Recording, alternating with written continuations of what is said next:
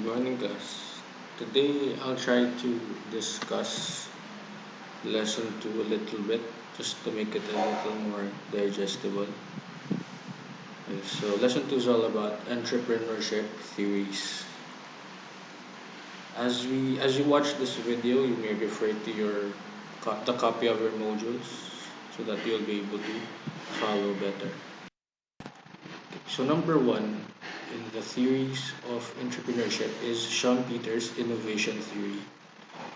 So this talks about new combinations of the factors of production. Ano ba yung factors of production?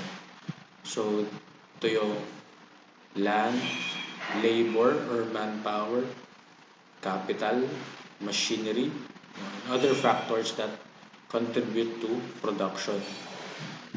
So dito, i-discuss niya or sinasabi niya na kapag nagkakaroon ng new combinations or permutations of these different factors, innovation.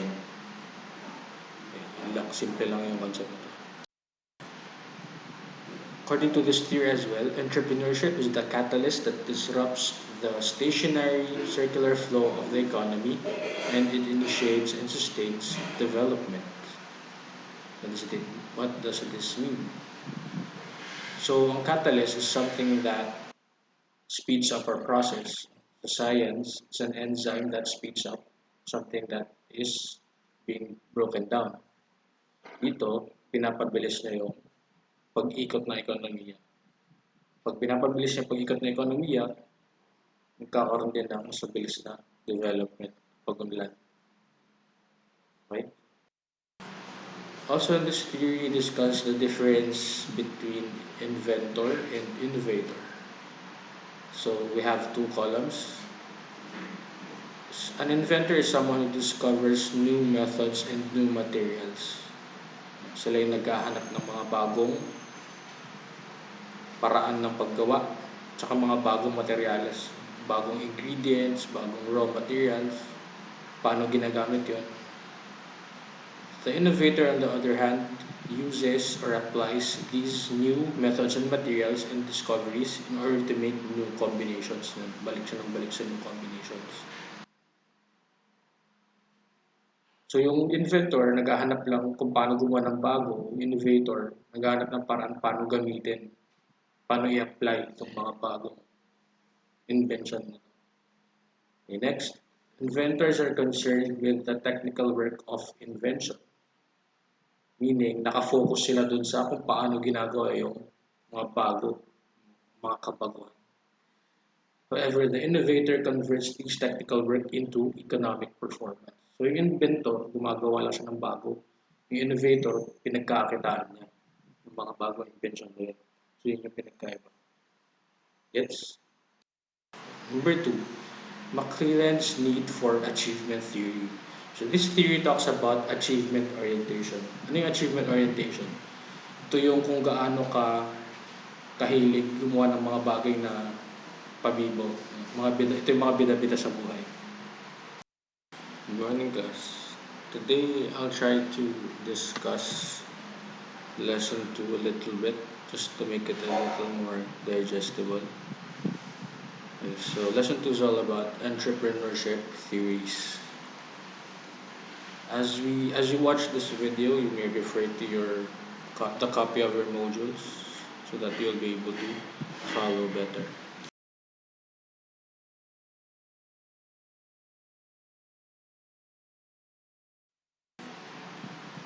So sabi niya, achievement orientation is the most important factor for entrepreneurs.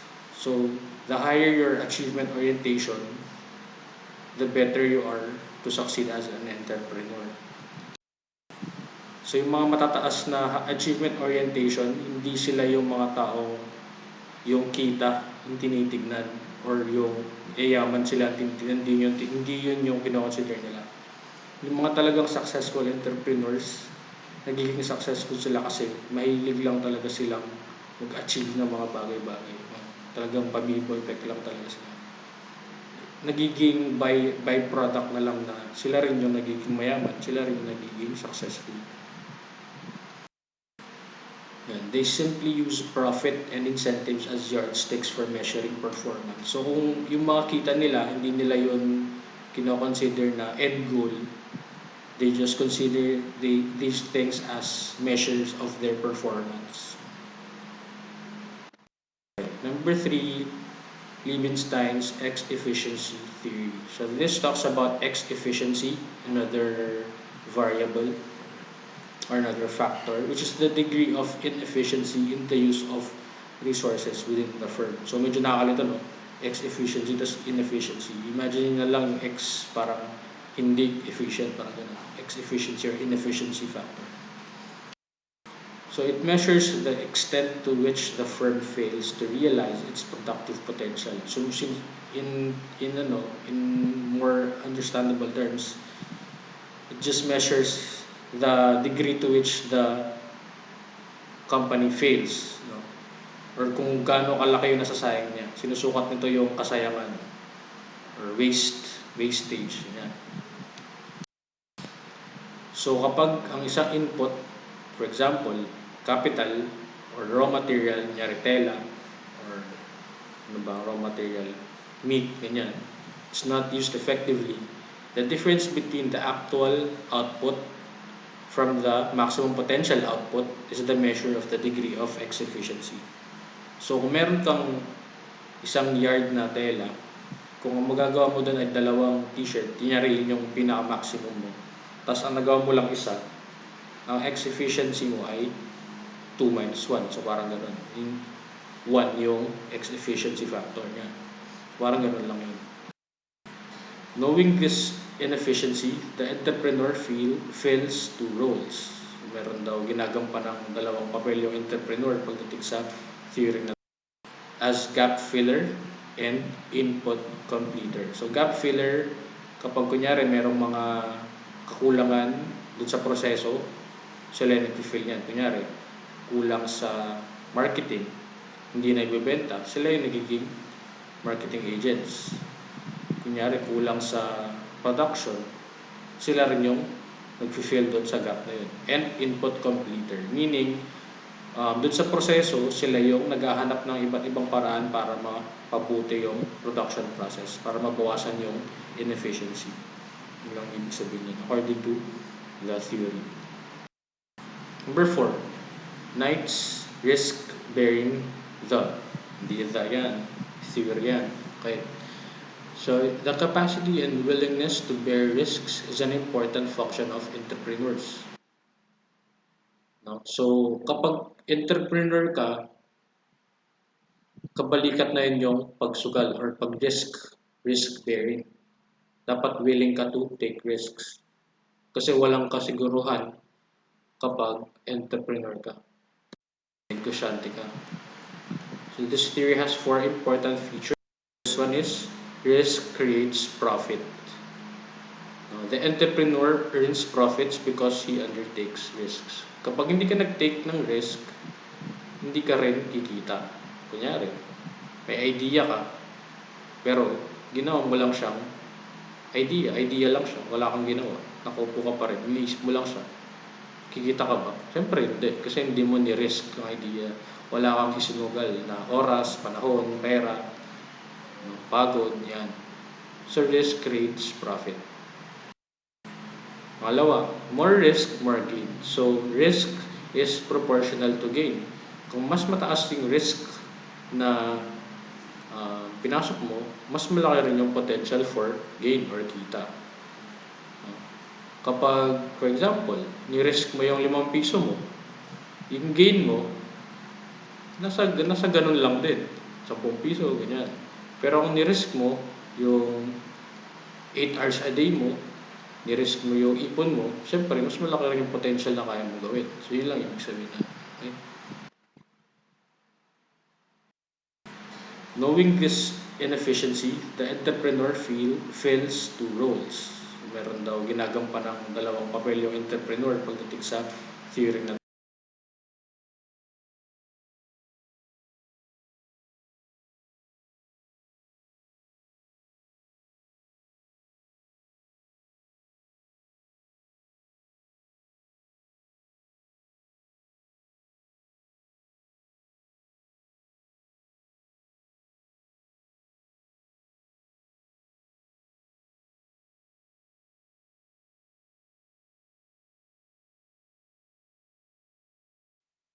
Number two, McLaren's need for achievement theory.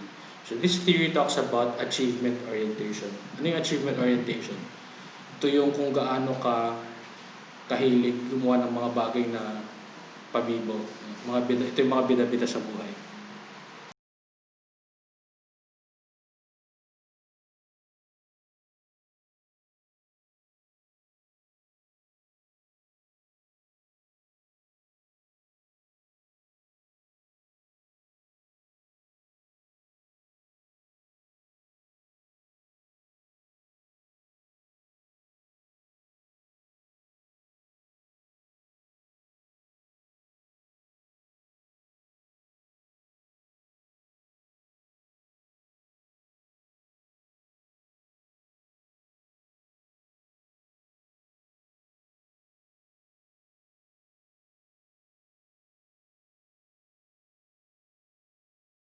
Number five, Max Weber's entrepreneurial growth theory.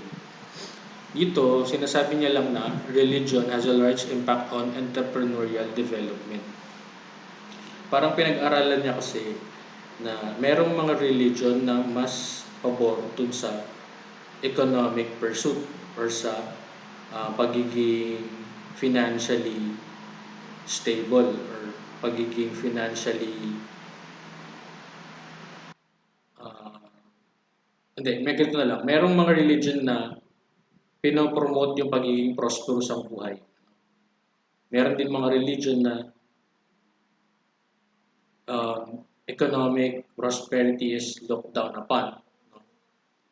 So parang inaral niya lang dito na meron ng malaking impact ang religion, yung belief system ng isang tao, isang community, isang culture sa pagiging entrepreneurial and sa pagiging successful sa entrepreneurship. Naraintindihan niyo. Basta yun lang, religion may effect sa negosyo. Number six, Hagen's theory of entrepreneurship.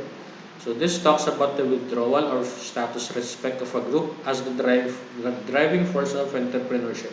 Ito parang maliit to na aspeto ng kakaroon ng mga entrepreneurship. No? Tinalakay niya lang dito yung kapag meron daw isang group of people na walan sila ng status sa buhay, parang dito nagsisimula dito umusbong yung pagiging negosyante nila. So it measures the extent to which the firm fails to realize its productive potential. So in more understandable terms, so merong mga apat na pwede mangyari kapag nagkakaroon ng status withdrawal, retreatist. So these are the people who continue to work in the society but remains indifferent to status. So hindi na sila ni-respect pero tuloy pa rin siya, wala na siyang pakialam. Kung respeto man siya, hindi. Parang may sarili na lang siyang mundo. Ritualist, one who works as normal but without the hope of improvement. Ito parang ritual na lang, ginagawa na lang niya. Parang nawala na siya ng pag-asa na eventually mag-improve din yung buhay niya. So, ang sad, no?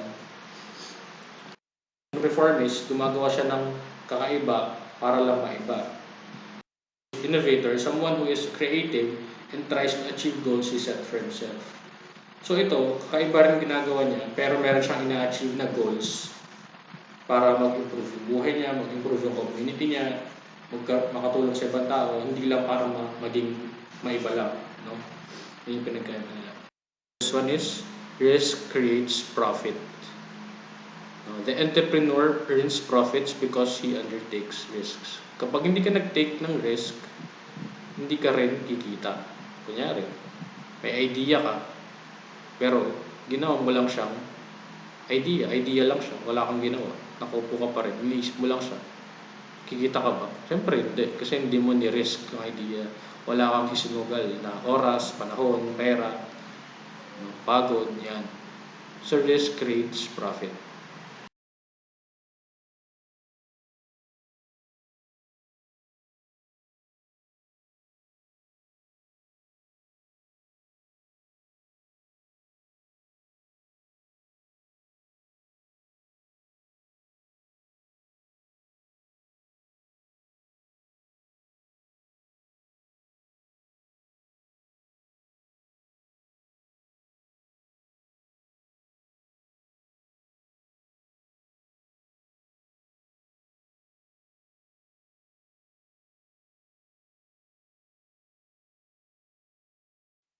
Number 7, Thomas Cochrane's theory of cultural values. So entrepreneurial performance is influenced by factors of his own attitude and values towards his occupation.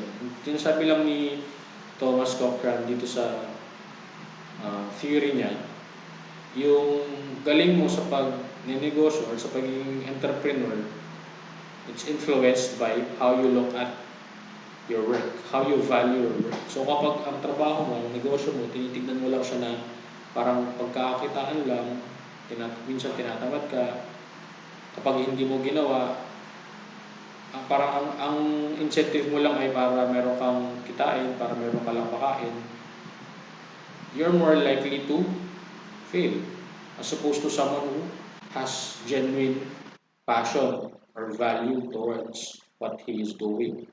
So pag mahal niya yung ginagawa niya, regardless of the monetary incentive, sila yung mga mas nagsasucceed. So medyo nakataya ito dun sa pinakaunang theory ni Sean Peter. Number 8 yung bilis natin. Frank Young's theory of change in group level pattern. Ito, sinasabi lang ni Frank Young na entrepreneurship happens in group level. So yung mga business tycoons, yung mga naging successful sa entrepreneurship, na-influensyahan sila doon sa community nila. Either sa family, sa bloodline, doon sa community na kinabilangan nila. Hindi sila naging businessman out of the blue. Meron nakapag-influensya sa kanila. So entrepreneurial characteristics are observed in clusters, ethnic groups, occupational groups, and political groups. So that is why there are some cultural groups na more inclined to business. For example, yung mga Jewish people, sila yung mga talagang mahilig sa business. Sila yung mga nagiging entrepreneurial tycoons. Sa atin, sa Philippines, ano yung mga stereotypical na tycoon sa atin, mga Chinese descent, no? Kasi meron talaga silang inclination culturally sa pag-business. Okay? So yun lang yung sinasabi ni Frank. Hindi daw siya naniniwala sa entrepreneur na nangyari out of the blue, solo na lang, parang out of the blue naging genius siya sa pag-negosyo. Hindi daw siya naniniwala doon. Number 9, economic theory of entrepreneurship. So, economic growth will take place in those circumstances where particular economic conditions are in favor of the business environment. Ang sinasabi lang dito, mas magiging conducive ang entrepreneurship sa mga lugar na pabor sa pagbibusiness. Kapag doon sa lugar niyo, laging binabatikos, laging tawag sa doon, mayroong crab mentality na kapag may business, sa halip na ang tangkilikin, yung ginagawa, kinaiinggitan, o kaya kinagaya agad, ganyan. Siyempre, mahirap magtagumpay. So it's all about the conditions. Kung in favor yung conditions ng economy, mas madaling mag-succeed yung entrepreneurial activities. So, economic incentives are the main forces for entrepreneurial activities in the country. Siyempre, kapag mas okay yung takbo ng ekonomiya, mas maraming purchasing power yung mga tao, marami silang pambili, mas magiging successful yung mga business activities. Tsaka kapag open sila for these types of entrepreneurial activities, naniniwala sila, tinatangkilik nila yung mga ganitong activities, mas magiging mataas yung chance for success. Dito sa na to, meron din silang economic factors na being discussed. Basahin nila isa-isa. They simply use profit and also in this theory, discuss the difference between inventor and innovator. So we have two columns. An inventor is someone who discovers new methods and new materials. Sila yung naghahanap ng mga bagong. Okay. Lastly, yung gobyerno at yung politika, malaking effect sa entrepreneurship at sa economic growth. Mayroong mga law, mayroong mga values, political values, na it can hinder or it can promote entrepreneurial growth. For example, sa bayan nyo, mahigpit yung pag-business kasi siguro kinokontrol ng ng local government yung mga business, mahirap maging successful as an entrepreneur.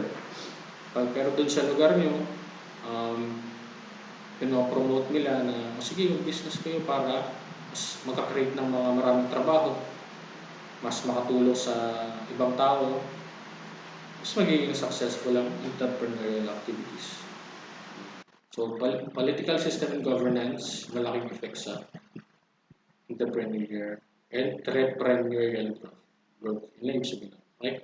Hopefully, itong short video na to, nakatulong para dun sa pagbabasa niyo, meron konting enlightenment. Meron sobrang habang text na hirap basahin. Medyo na-summarize, na-breakdown. Okay. So, tatry kong gumawa ng ganitong kind of video for every lesson. Hopefully, you have enough time to do that. Okay? So, that's all. Thank you for listening. Like, comment, and subscribe.